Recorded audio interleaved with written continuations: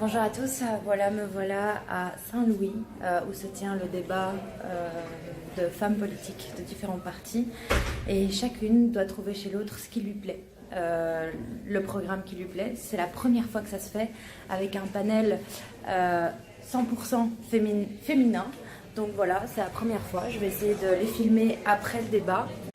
Voilà, bonjour.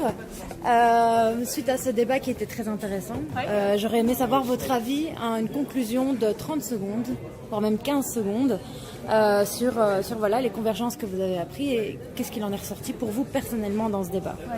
Moi, ce que j'ai particulièrement aimé, c'est en fait de me forcer à lire les programmes des différents partis en me disant tiens, qu'est-ce que je vais y trouver de bien. J'ai trouvé que c'était une démarche totalement inverse de tout ce qu'on fait en campagne électorale. En campagne électorale, on va chercher ce que les autres partis disent, avec lesquels on n'est pas du tout d'accord, on essaye de mettre ça en exergue. Là, c'était le contraire, donc je trouvais que c'était enrichissant. Merci beaucoup.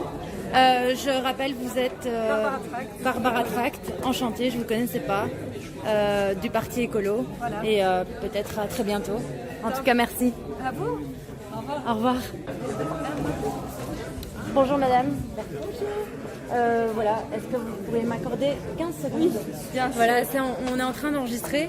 La question que j'ai posée à madame Tract, oui.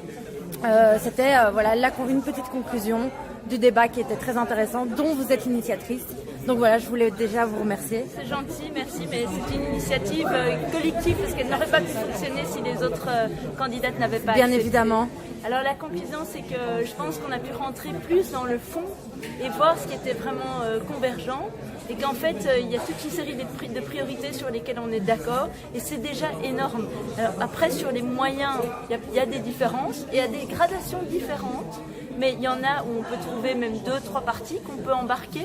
Et je pense que déjà pouvoir se mettre d'accord sur une liste de priorités, c'est essentiel. Et faire cet exercice n'est finalement pas fait si souvent. Et donc ça vaut la peine de le faire parce que je crois que quand on travaillera ensemble au Parlement, que ce soit majorité ou opposition, eh bien, on pourra se rappeler de la démarche et travailler peut-être à l'envers, en cherchant d'abord ce sur quoi on est d'accord plutôt que les divers. C'est une super initiative, en tout cas je vous remercie, même ça Merci peut être un peu bisounours. Vous avez aussi parlé des nouvelles technologies. Moi je suis blogueuse. Dans les nouvelles technologies, je parle de l'aspect technique et aussi je parle de médias et bien d'autres. Que comptez-vous faire à ce niveau-là? Parce que nous sommes malheureusement en Belgique 27e sur la liste.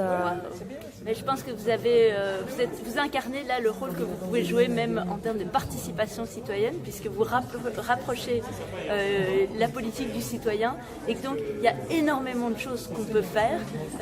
On a eu un ministre de l'agenda digital, je pense que ça doit être encore plus transversal dans toutes les politiques et qu'on peut faire ça, être accompagné par le privé, par les citoyens, par ceux qui connaissent ce secteur et cette démarche. Et donc moi je passerai volontiers du temps avec vous en tous les cas après les élections pour en parler. Je serais très intéressée d'avoir vos idées, votre expérience sur le sujet. Mais avec grand plaisir, avec grand plaisir. En tout cas, merci beaucoup de m'avoir accordé cette petite interview.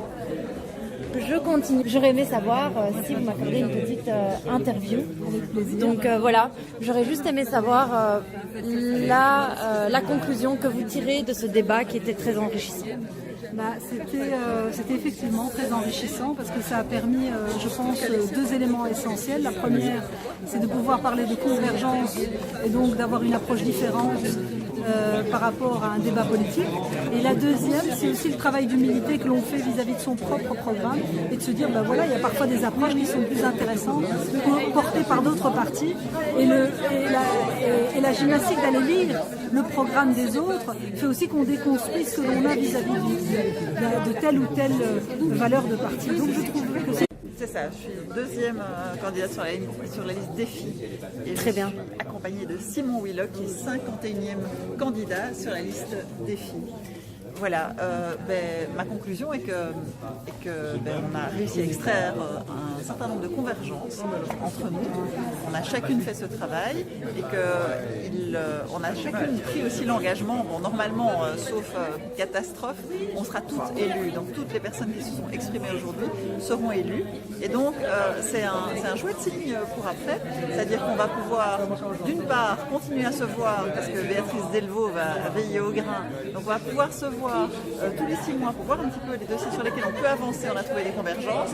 Et d'autre part, on va pouvoir intensifier ce travail que j'ai adoré quand j'étais parlementaire, c'est-à-dire un travail en groupe parlementaire, tout parti confondu, sur des thématiques qui sont chères à chacun des parlementaires. Parce que finalement, ce qui nous porte, c'est ce qui nous touche.